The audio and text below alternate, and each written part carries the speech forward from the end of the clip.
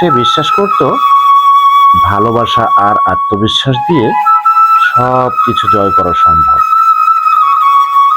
অয়ন একা একাই রওনা দিল গভীর অরণ্যের পথে। অরণ্যের মাঝে সে একটি বৃদ্ধ সাধুর দেখা পেল। এই গহীন জঙ্গলে বৃদ্ধ লোক কে উনি? দেখি তো। কে বাবা আপনি? এখানে একা একা বসে কি করছেন? তোমার আসার অপেক্ষাতেই বসেছিলাম বৎস।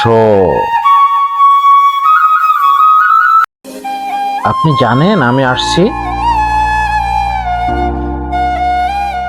হ্যাঁ, আমি জানি। কারণ যে হৃদয়ে লোভ নেই সেই পথিকই মাত্র এই বন অতিক্রম করতে পারে। বলো, তুমি কি খোঁজ করতে এসেছো? আমি খুঁজছি সোনার পাখিকে। রানীর ঘোষণা শুনে এসেছি, কিন্তু আমার মনে কোনো লোভ নেই। আমি শুধু চাই রাজ্যটা আবার ভালো থাকুক।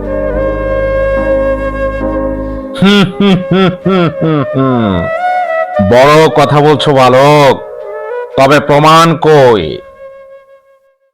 আমি কিছু প্রমাণ করতে আসিনি, আমি শুধু পথ খুঁজছি।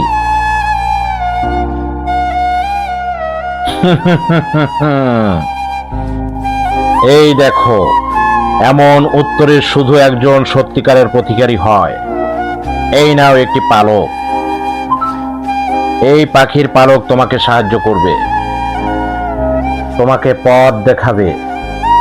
কিন্তু মনে রেখো, পথ কঠিন হবে।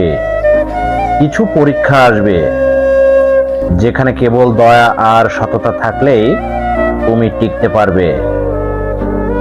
এরপর অয়ন জঙ্গলের ভিতর দিয়ে হাঁটতে শুরু করে। কিছু দূর যাওয়ার পর সে একটি পরীক্ষার সম্মুখীন হয়। জঙ্গলের মাঝে সে দেখতে পায় জীর্ণশীর্ণ একটি ঘর, যেখানে